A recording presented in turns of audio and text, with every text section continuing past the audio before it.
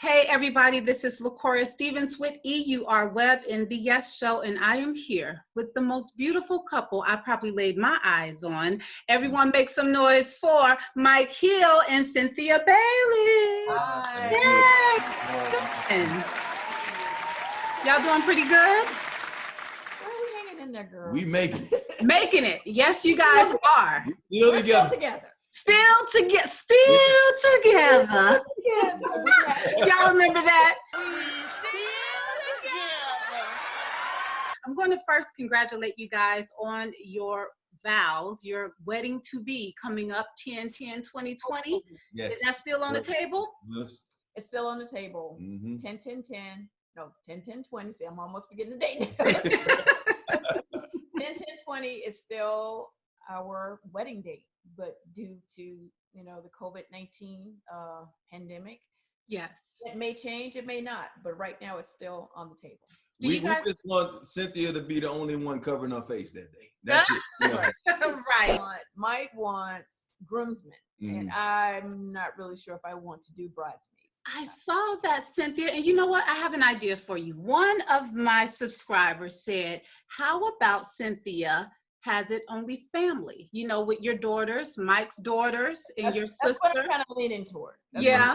And that way the pressure is off of you. It's off, because trust me, I was just recently a bridesmaid in one of my girlfriend's weddings, and it's a lot of work. It's a lot of pressure. It is. Yes, it's a lot of pressure. Still gonna be in their feelings even after the wedding is over, because people thought we got married when we did that photo shoot.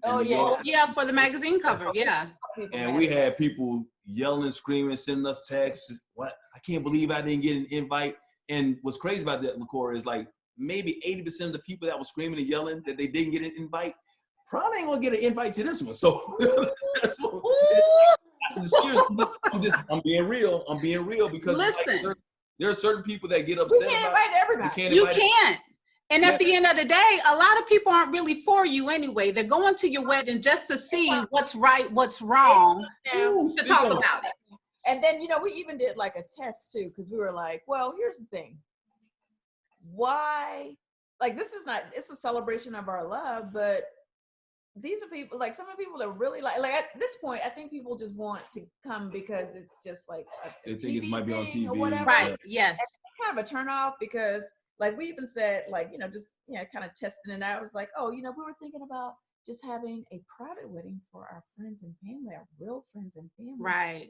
Not do it on television. And then we'll just have a party on television later. You know what most of them said? Oh, we want to be at the TV one. We don't want to be at the real. That's a good test. That's good. And that was a hypothetical. We were never planning on doing that, but that said a lot. It said a lot. That's good, you guys. That's good, because you never know who's for you, who's really against you. So the first thing they were like, was Candy and all of them going to be at right. the one? No, that's going to be, well, they're actually, some of the ladies I'm super close to, so they probably would be at both. Right. But the point is, the daggone point is, don't be over here just trying to be here for the TV wedding. If you get a small, intimate gathering in the backyard at Lake Bailey. That's a shame. So, if you can't tell me the names of my kids, you probably ain't that close to me. That right there, that part. You better say it. If I'm still on a reality show and I'm getting married, I'm going to show my wedding on the show. I thought you got fired, though. What's that, Mike? I thought you got. Yeah, that was the word on the street. They were saying, "Oh, she got fired."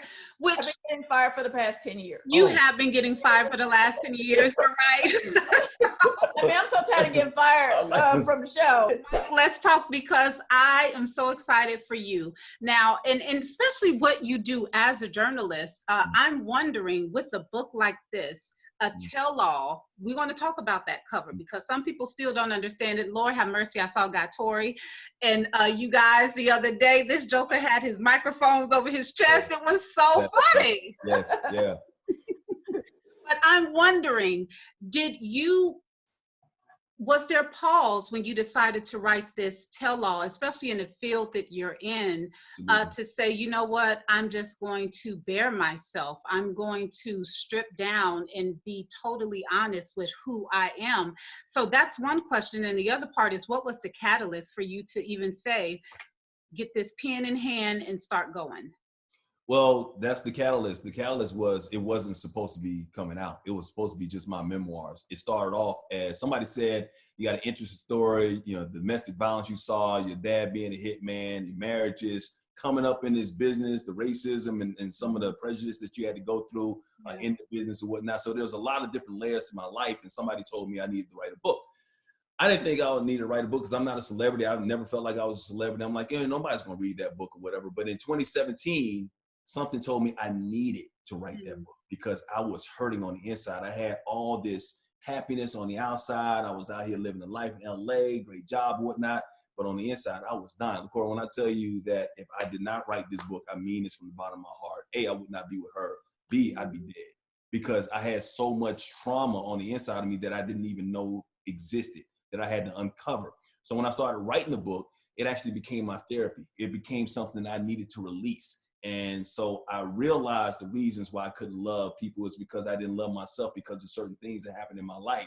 I realized why I wasn't going higher in my professional career because of certain things that I put myself through and whatnot. So it helped me uncover all those layers. So you asked me, was there a hesitation for me to put it out? I didn't want to put it out in the beginning because I didn't think it was for anybody else except me.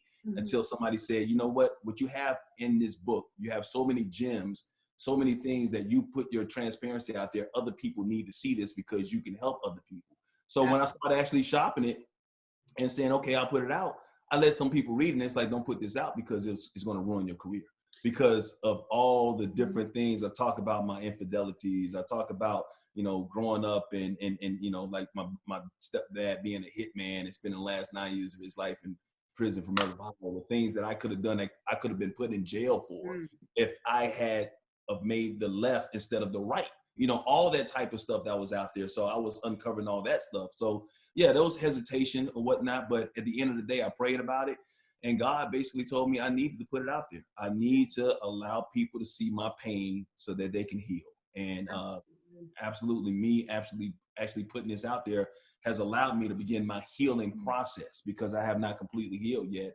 And that's why I still encourage people, especially Black men, talk about it. Go to therapy because we need it, because we always look at the things that we go through, the traumas, we all suffer some kind of way of PTSD, just the anxiety of being a Black man walking around the street. You can't go jogging in the neighborhood without having some kind of anxiety. So there's a lot of things, a lot of issues that we have in our community as a whole, but especially as Black men, that unless we talk to somebody about and address that, it's going to literally kill us from the inside out. So I wanted to put that out there. So regardless of what the feedback or the flack is from my professional career, it's what God intends me to do, and I'm proud to do it.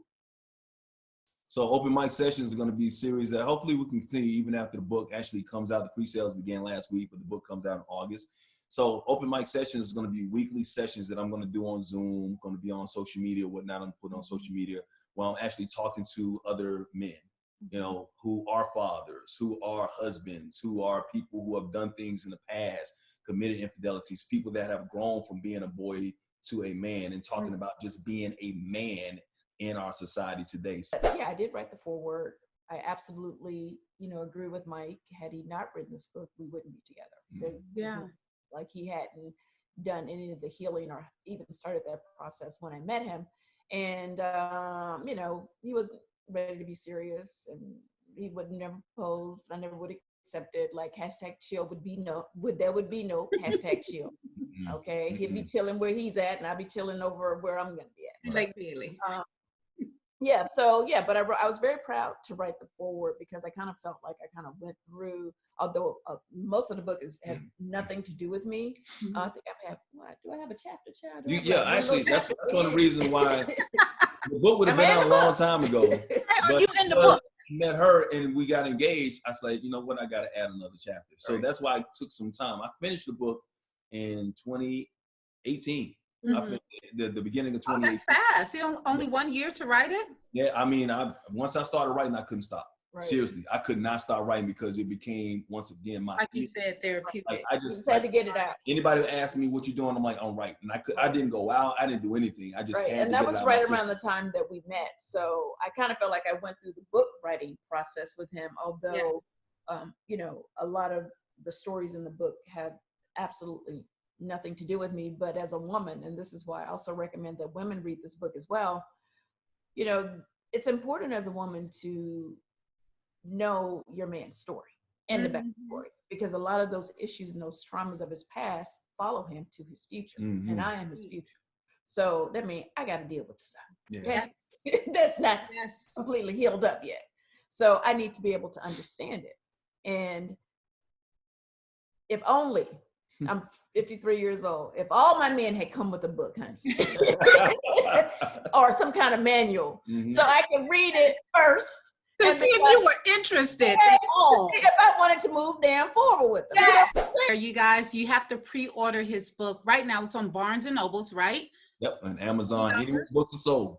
Everywhere books are sold. And so I know the cover is a little risque. Yep, but it's symbolism with the book.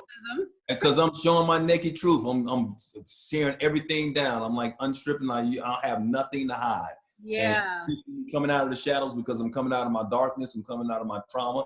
I'm coming into my truth, into the light. My head is bowed because I'm embarrassed by some of the things I've done. And I got the rope around me because that's been my chains that's been kind of holding me down for a long period of time. Child, who knew vulnerability could be so sexy? Okay. No, just blessings to everybody. Thank you so much for the support that people have given me and allowing me to speak my truth. Please go out there and continue to order the book. Pre-sales begin once again, like you said, Amazon, Barnes & Noble, anywhere books are sold. And it's supposed to come out around my 50th birthday in August. So you'll have it there for the end of the summer. So thank you so very much and appreciate you having us today. Yeah.